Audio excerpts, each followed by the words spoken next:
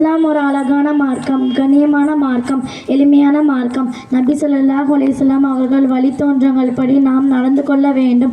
நபி ஸல்லல்லாஹு அலைஹி வஸல்லம் அவர்கள் என்ன சொன்னார்களோ அதன்படி சஹாபாக்கள் நடந்தார்கள்.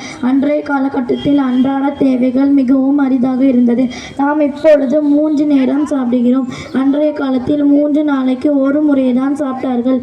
கிழிந்த உடையைதான் அணிந்தார்கள். ஆனாலும் அவர்கள் மிகவும் நிம்மதியாகவும் சந்தோஷமாகவும் இருந்தார்கள்.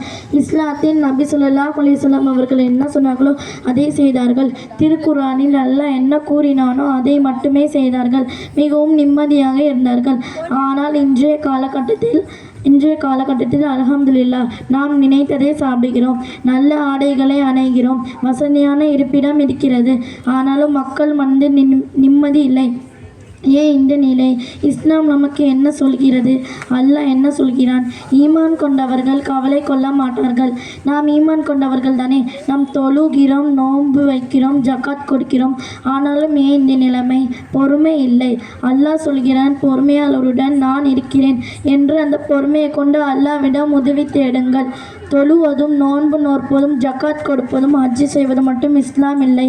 வட்டி வாங்கினாலும் கொடுக்காமல் இருப்பதும், பெரியவர்களிடம் நல்ல முறையில் இருப்பது, சிறியவர்களிடம் நல்ல அன்பாக நல்ல நடத்தியுடனும் இருப்பது, எல்லா விஷயங்களிலும் பொறுமையாக இருப்பது, சண்டை சச்சரவுகளில் ஈடுபடாமல் விட்டு கொடுத்து போவது, பிறரை காயப்படுத்தாமல் இருப்பது, வீண் விரயம் செய்யாமல் இருப்பது, ஷைத்தானிலிருந்து விலங்கி இருப்பது, ஜவ்வாலுன் அதாவது ஃபோன்.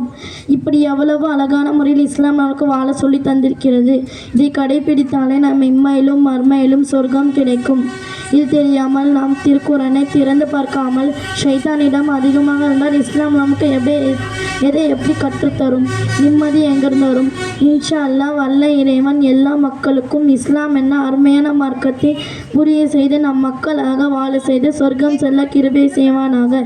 ஆமீன். அஸ்ஸலாமு அலைக்கும் வரஹ்மத்துல்லாஹி வபரகாத்துஹு.